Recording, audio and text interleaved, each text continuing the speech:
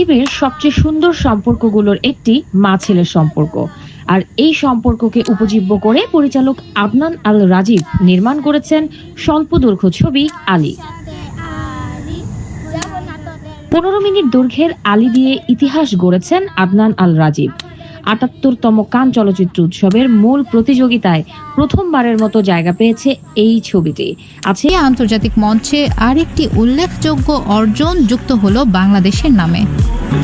চরিত্র আলী উপকূল অঞ্চলের এক কিশোর, যে বেড়ে উঠেছে সমাজের এক কঠোর প্রথার ভেতর। যেখানে নারীদের গান গাওয়াকে দেখা হয় অপমান হিসেবে, সেখানে আলী নিজেই অংশ নিতে চায় একটি গানের প্রতিযোগিতায়। এই সরল আকাঙ্ক্ষার আড়ালে আছে এক দীর্ঘ সাংস্কৃতিক নিষেধাজ্ঞা, যা প্রশ্ন তোলে লিঙ্গ বৈষম্য, পরম্পরা ও ব্যক্তি স্বাধীনতার সীমারেখা নিয়ে।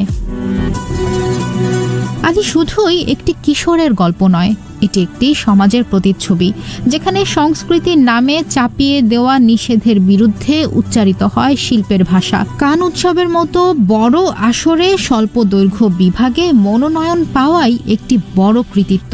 প্রদর্শনীর পরপরই সিনেমাটি দর্শক ও সমালোচকদের কাছ থেকে প্রশংসা কুড়ায়।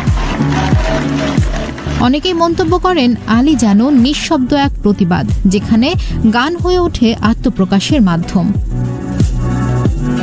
প্রদর্শনী শেষে এক প্রতিক্রিয়ায় পরিচালক আদনান আল রাজীব বলেন, আমি বিশ্বাস করি সত্য যখন বলা হয় তা ভাষা বা সংস্কৃতির সীমা ছাড়িয়ে মানুষের হৃদয়ে পৌঁছে যায়। আজকের এই মুহূর্তটি আমার জন্য নয়, আমাদের সবার জন্য, যারা স্বপ্ন দেখে, প্রতিবাদ করে, নিজের ভাষায় কথা বলতে শেখে।